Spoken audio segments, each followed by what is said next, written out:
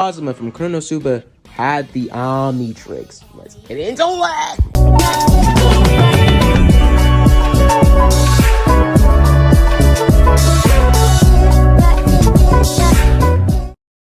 Last time I left off, I was talking more or less giving the plot and the laydown of everything, and pretty much how Kazuma would come across the Omnitrix.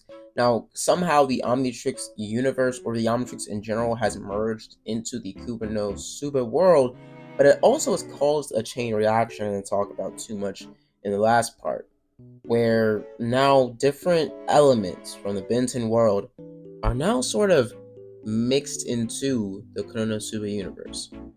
Now, I'm not going to change the plot of Konosuba too much, but there will be hints of different Benton characters and also a hint of the plumbers. But let's just dive right into this fanfiction. Last time I left off, after Aqua would have found out about the Omnitrix and would have given a rundown about how it possibly came to this world through some sort of magic or maybe some multiversal events. Now, what happened is Kazuma and Aqua the next day, they would have been on their way to make the journey to get some cheap gear and get ready to kill some, well, monsters. They go out to the field and they figure out to go after the toads. Now, the giant toads, like the man-eating, goat-eating toads, normally around mating season they go and eat, goats. Goats are their favorite source of nutrients. So they go after the goats and eat those, mainly a lot of them, during the mating season. And Kazuma does say a little bit of backstory of how near the mating season of these toads, somehow adults and even small children go missing. So what does that tell you?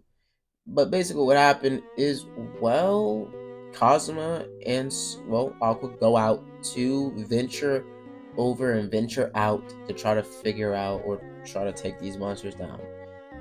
Pretty much Kazuma, first off, he goes just without using Omnitrix. Aqua advises him not to go for the Omnitrix just yet, since he might want to, figure out how to use his power without actually using it. Actually figure out how to fight without basically being a literal reliant on the thing on his wrist. Because people can legit just shoot magic at his wrist, or just straight up knock him out before he can even touch the button, or just take it off him with magic. It's really just a lot of things they can do. Now, just for context, no magic can take the Omnitrix off of Kazuma, since it's fused to his literal cellular body. It's fused to his wrist. It's a part of his bone structure at this point. It's fused to his skin, his muscles, and eventually it'll be fused to his actual atoms. But what happened is Kazuma is running around frailing. Dude is not getting a grip. He's trying to run, and he's running his booty cheeks off, bro. Bro looks like Mob in gym class. He is being cooked. Aqua is laughing her butt off. She's having a good ha ha ha ha ha. Shut your lame ass up, nigga. And Kazuma looks up behind her and says, "Watch out," as a huge toad towers over her and starts eating her whole. After Kazuma runs over there, turning into Jaws inconveniently, he just uses Rip Jaws' enhanced strength and, well, the literal steel-breaking jaw to rip the toad in two, eventually killing the toad and ripping, well, Aqua out of the toad's carcass. Now, what happened is, pretty much Kazuma just says, "Don't worry about it," as Aqua literally starts begging to this man's feet, saying, thank you, basically hugging on him. And Kazuma is not going for it. He's still in Whip Jaws form, by the way. And he shoves her off, basically whispering to himself that she smells like actual ass. Oh my god, she smells horrible, bruh. But she just got swallowed by a giant toad. What did you expect, Kazuma? But she basically cleans herself, or says that she needs to clean up, as they go to a hot spring and she gets pretty much, or a bath, and pretty much gets tidied up, gets fixed up, blah blah blah. So after a rinse and a couple days of them pretty much resting, they go back into the field to try to take down the, well, toad. Now, at first, it seems like she has it in the bag. Kazuma hits her with this conversation, be like, "Are you sure? You about to cook, or what's happening here?" And she said she got it in the bag. She shoots off a huge fire blast towards the toad, and turns out her magic is fun. It didn't do nothing. Kazuma had to jump in and turn into Heat Blast and burn the Toad Krispy Kreme style. But what would happen is they would be eating good, basically eating the toad and also eating some vegetables alongside it, eating good. Now, as they are talking and basically seeing and talking and having a little conversation, they realize that they need to try to make a guild or a team of adventurers so they don't have to basically one shot and rely on just them. Now, what happened is Aqua does say that the Omnitrix is very powerful, but at the same time, you will need other allies because it does have a time limit, right? As she asks him about that. And Cosma does reply with yes. So they make a effort to try to have somebody join their guild and make a poster.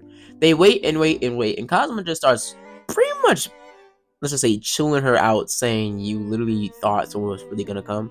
Bro, this is some bull. As he literally starts to get really impatient, and he's about to go until some black-haired short girl with some sort of wizard getup shows up, and Cosmo is like, "Who's you?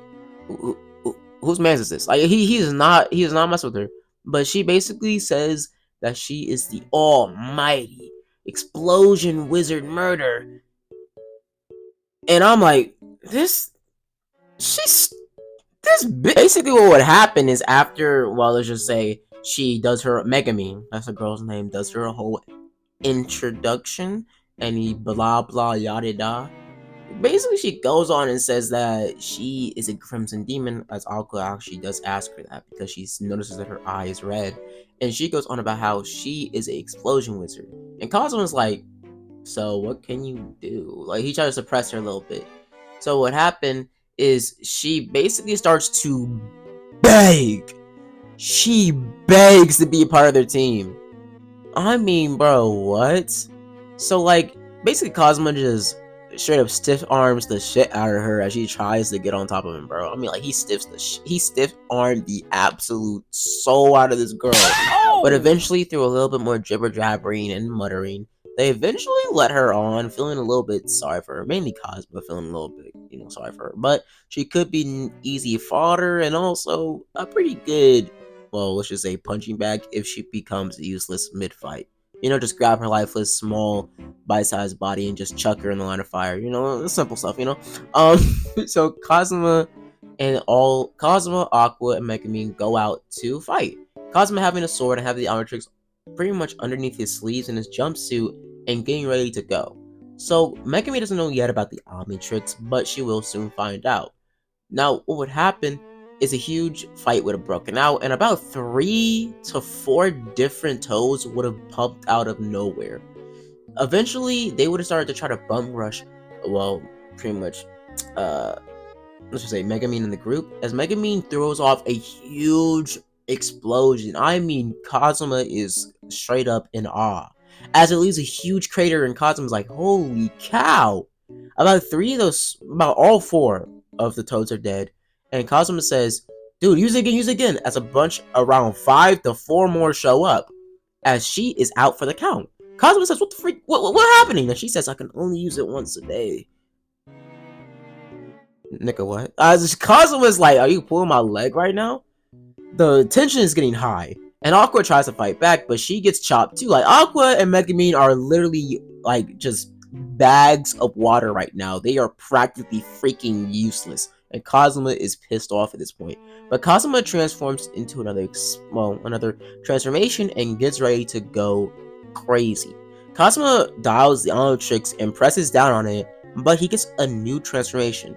The last few times with him, the time between them recruiting people for their guild or for their pretty much adventurers team, he would have been trained with the other Omnitrix transformations like Rip Jaws, Heat Blast, Diamond Head, Gray Matter, Ghost Freak, Accelerate, all the others, all the original 10 from the Ben 10 seasons, besides the extra 10 he got from basically Wild Rod and Ben Wolf and all that sort of stuff. So what happened is, well, Cosmo looks at his new transformation and sees the ground starting to crumble and pretty much decay underneath him as he's transformed into a new alien. Now, there's some fan art I found on the internet. I don't know too much about this alien, but I'm just going to assume my own idea about it. Back to story. This alien has some sort of little kind of a skin like texture, kind of slightly harder than human skin, but still kind of flexible. He has kind of the outside appearance or feel of, if you know Victor from Arcane, like his metallic, pretty much biotechnology type body, something similar to that. But he sees that his body is emitting this type of energy, and this energy is actually radiation. And he's literally a walking gamma bomb. I mean, he's literally pushing and sweating gamma radiation or freaking radiation in general out of every pore of his body. And he also emits gamma like flames that can literally burn through anything and also cause a lot more damage than if Heat Blast shot a fire. Now his firepower isn't as strong as Heat Blast, nowhere near Nova level, but he is able to literally cause straight on skin and skin contact cancer intentionally if he wants to. He also can cause a huge amount of damage if he goes all out and pretty much replicate an atom bomb and straight up recreate the famous, let's just say, bomb. They got a lot of people, a lot of radiation, a lot of poison, a lot of cancer, a lot of deaths, a lot of bodies got dropped. But what would happen is Cosmo starts to literally fry these things alive, and they are disintegrated. But they also are very dangerous now since they literally are filled and pumped up with so much freaking radiation. Kazuma stops and detransforms, but he realizes that everything around him is kind of still decaying and is very bad. His brain or his head starts to get light as the Omnitrix failsafe drops in or kicks in, transforming him into Ghost Freak. Kazuma puts two together with it destroying the ground, basically saying that it probably was a very dangerous transformation. And he flies over and grabs the frogs that he burned and starts to literally try to get them away. He eventually finds them and pits them in a part of the forest that no real trees or anything like that is in, and he puts him in a pond, a very isolated pond. Isn't attached to the ocean or anything like that. So Kazuma times out and waits for a few minutes after pretty much dragging the other two to some safety or to some bushes that keep him out of harm's way, and he waits until his Omnitrix times back in and transforms into Heat Blast to burn the creatures to smithereens, not leaving any type of particle at all. Kazuma eventually grabs them using some, I guess, for plot reasons, pretty much a very thick carpet so he can pretty much drag them without burning them because he's still in Heat Blast form. So he eventually gets to the gate of the, well, town or village, de-transforming, and pretty much starts to drag them. And now he has them on his back now, and they're back in town. Now, for background for this transformation, it will be kind of a last resort now. Because Kazuma now knows this transformation can cause a lot of damage, especially even if he makes carcasses or like dead bodies from monsters with this transformation. He could literally cause a lot of damage. So one of this transformation is literally just radiation. Like it literally can give people cancer, make people get s'mores on their body, literally just cause a lot of hardship and pretty much damage. Now, for plot reasons and also luckiness, Aqua and Megamine aren't exposed to the radiation too much, so they aren't, affected. They kind of got a little bit of like the equivalent of sleeping with your phone next to your head. Nothing too dangerous, nothing that would give them cancer or give them tumors or anything like that. But overall, the transformation is very dangerous, and Cosmo will be restraining from it. But overall, this transformation is kind of a one last resort move. Now, it isn't as strong in firepower as, well, Heat Blast, but is basically kind of a one-shot kill-all transformation that can cause a whopping amounts of radiation levels that could probably destroy the planet if you really went all out. Like, it could literally just emit so much radiation that it would be the equivalent of pretty much radiation becoming oxygen itself. Like, he could literally send the world into chaos and kill everybody on the face of the earth. But yeah, so that's just the potential of this transformation. It's kind of like one of the transformations that are kind of pretty much locked off. That little fan art, that little fan fiction about how it's certain aliens that are pretty much locked off and aren't allowed to be used by Ben Tennyson.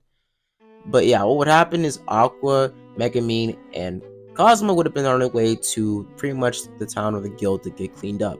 What would happen is Megumin would have still pulled the whole trick, saying don't leave her behind, and basically starts to make him look like he's an actual jerk, saying that you're just gonna make dirty us up and pretty much use us. And three ladies start to see that he's literally, or assume that he's a creep and a jerk and taking advantage of these people. So eventually he pretty much, well, he eventually folds and says, "Fine, you could be on our freaking team or whatever," and shuts Megumin's mouth. They recruit her or whatever, and basically they are part of the guild now. Cosmo gets a little bit of lore in the story of this universe, but eventually, after they all start talking and basically just start, doing their thing, eventually somebody walks into the guild and sees their poster and introduces herself as Midnight, and she must be a part of their guild. And well, Cosmo is like, okay, so this is not where I'm gonna leave it off. So as we're introduced to Midnight, right? We get switched to another part of this world in a dark wasteland of a forest. We see a man with white hair turn over some rocks, seeing him covered in blood and surrounded by a bunch of corpses, as he gets a call from the Demon King saying that his job is done here, but there is some business he has to handle down in the other part of the world, where the Demon King's reach is far, and he needs to handle some sort of disturbance they figured out or basically came across a few hours ago.